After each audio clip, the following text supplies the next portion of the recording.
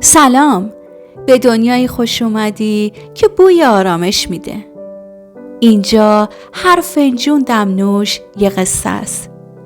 قصه طعم، قصه آرامش و قصه لحظه هایی که قراره با هم نفس بکشیم. من نرگسم، دختری که همیشه دنبال حال خوب بوده، اما نه تو جاهای شلوغ و پر سر و صدا، بلکه توی یه فنجون داغ کنار پنجره. اینجا از دمنوشا میگیم، از خاصیتشون، از طعماشون، از ترکیبایی که دل و ذهن رو با هم آروم میکنن. اما فقط درباره چای و گیاه نیست، اینجا درباره خود زندگی هم حرف میزنیم.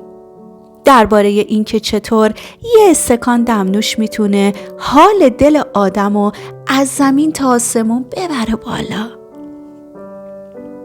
هر هفته با هم یه دمنوش جدید میچشیم، یه حال تازه تجربه میکنیم و یه تیکه از آرامش رو یاد میگیریم.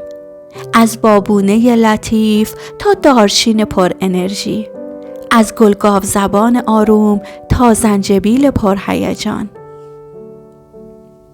من اینجا با تو میخوام یه جمع صمیمی درست کنیم، از آدمایی که دنبال لحظه های واقعی‌ان، آدمایی که یاد گرفتن برای خودشون چایی بریزن، نفس بکشن، لبخند بزنن و زندگی رو مزه کنن.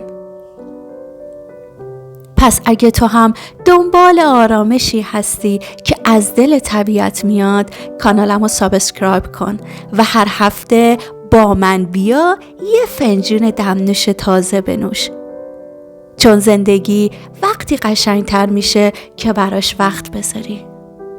اینجا جاییه برای حال خوب.